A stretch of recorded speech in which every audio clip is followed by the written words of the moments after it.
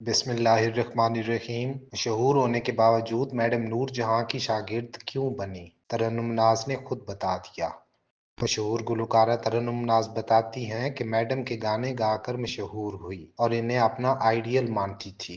Studio में जब भी इनसे मुलाकात होती इनके कदमों में बैठ जाती, कभी इनके बराबर नहीं बैठी। मेरा ख्याल है मेरी आजिज़ी और शौक देखकर मैडम ने मुझे शागिर्द किया।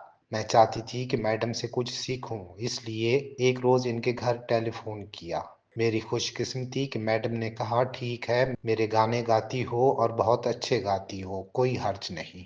फिर मैंने मैडम नूर जहां की शायान निशान एक तकरीब मुनक्किद की, जिसमें म्यूजिक और फन से मुंसलिक हर बड़ा शख्स शरीक हुआ, और मैं 1994 में मैडम की बाकायदा गंडा बंद शागिर्द बन गई।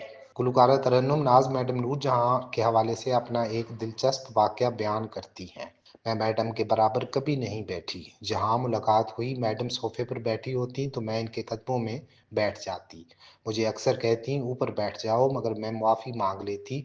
एक बार मैडम नूर जहां के घर गई तो वो सोफे पर बैठी थी। मैं नीचे जमीन पर बैठने लगी तो कहने लगी, हाय अज ते सोफे ते बह जा, इत्थे केड़ा कोई वेख रहा है। मैंने कहा, मैडम मैं किसी को दिखाने के लिए नहीं करती, आपके मकाम के सामने मजबूर हूँ, आपके बराबर नहीं बैठ सकती। मैडम बरजस्ता बोली, तरन्नुम फिर तेरे वास्ते पीढ़ी बनवानी पड़ेगी।